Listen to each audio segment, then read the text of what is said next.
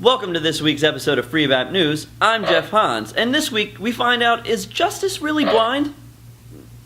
Probably. I'm Dave Burrows, and this week we learned that we should probably just save the horse and, take a bus. I'm Rob Harford, and this week we find that poop and playground are two P words that should never, ever, ever be together.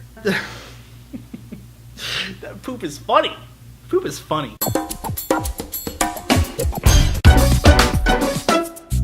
Gun advocates are pretty clear on what they want. Every man, woman, and child should have the right to bear arms. But what if that man, woman, or child is legally blind? In a surprising move in gun advocacy, Iowa is now issuing permits for blind applicants to carry guns in public. The decision was based on a law stating the state cannot deny someone the right to carry a weapon based on any physical disabilities. It further goes on to state that it would violate the Americans with Disabilities Act, a federal law preventing treating people differently based on disabilities.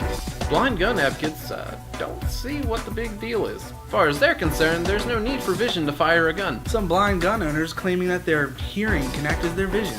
If they can hear where someone is, they can shoot in that direction. Honestly, this isn't the first time something like this has happened. I mean, how else do you explain stormtroopers? I like to imagine that they just spray painted those eye holes black.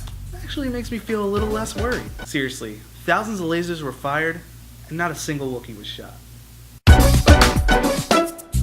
There are a couple ways to tell you've had too much to drink. Blurred vision, slurred speech, memory loss, the inability to navigate doorways, or a crime spree that ends with you stealing frozen meat and burning the American flag.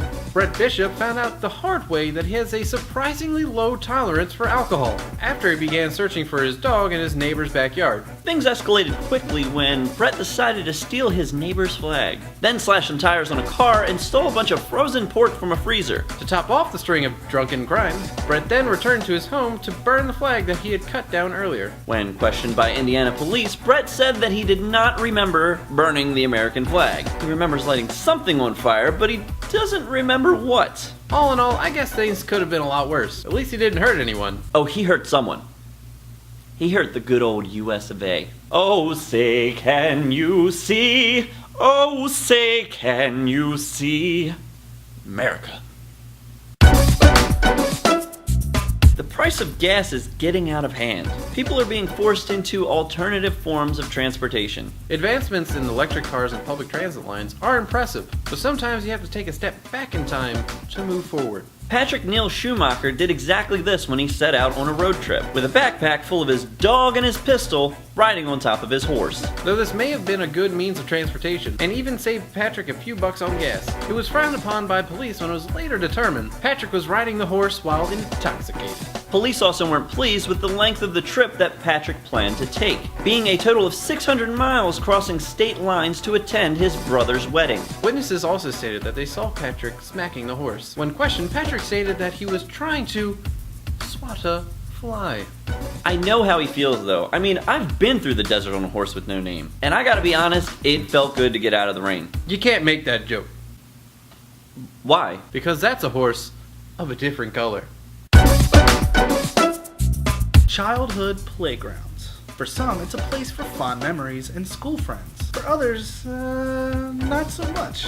A playground in Pennsylvania has been void of laughter as of late, due to the fact that the town council voted to close it down. Apparently, the condition of the playground was not suitable for children and will not reopen until improvements are made. I've been on playgrounds like that, where the slide is made of wood and it's all splintered up. Half the benches have rusted nails sticking out everywhere. There's graffiti on the wall by the basketball court. Well, actually, this playground was shut down because of chicken poop. Chicken poop? Chicken poop. Huh.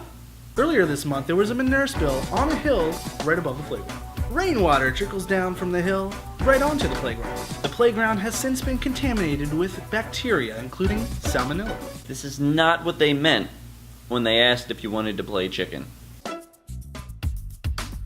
This week, for a chance to win this t-shirt, be sure to leave a comment, like the video, subscribe to the channel, or share it with friends. We'll randomly select one person and we will send that straight to your house. From the internet to your real life. Well, thank you guys for watching this week's episode of Free Bap News. Make sure you enter that contest, and we'll be back next week.